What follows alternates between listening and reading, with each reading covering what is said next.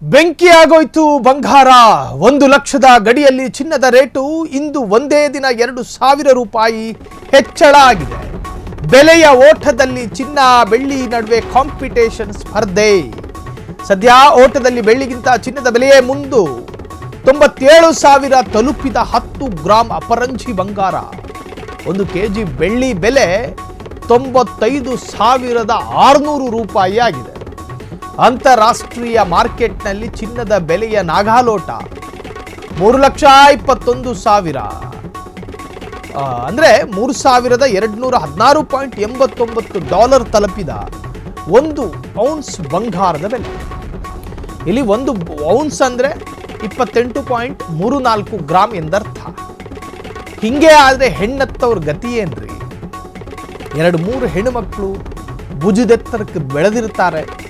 ಅವ್ರನ್ನ ಮದುವೆ ಮಾಡಿಕೊಡ್ಬೇಕು, ಗಂಡನ ಮನೆ ಕಳಿಸ್ಬೇಕಾದ್ರೆ ಖಾಲಿ ಕುತ್ತಿಗೆಲ್ಲ ಕಳ್ಸಕ್ಕಾಗುತ್ತೆ, ಖಾಲಿ ಕಿವಿಯೆಲ್ಲ ಕಳ್ಸಕ್ಕಾಗುತ್ತೆ, ಬಂಗಾರಗಳನ್ನು ಧರಿಸಬೇಕಾಗುತ್ತೆ.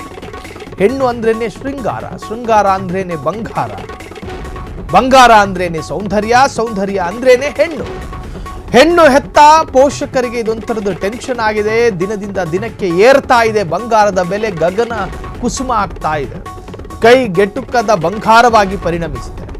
ಮಧ್ಯಮ ವರ್ಗದವರಿಗೂ ಕೂಡ ಬಂಗಾರ ಧರಿಸಬೇಕು ಅನ್ನೋ ಆಸೆಗಳಿರ್ತವೆ.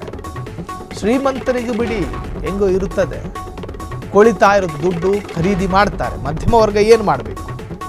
ಲೆಕ್ಕಾಚಾರದ ಬದುಕು, ಆರ್ಥಿಕತೆಯೂ ಕೂಡ ಲೆಕ್ಕಾಚಾರದಲ್ಲೇ ಇರ್ತದೆ.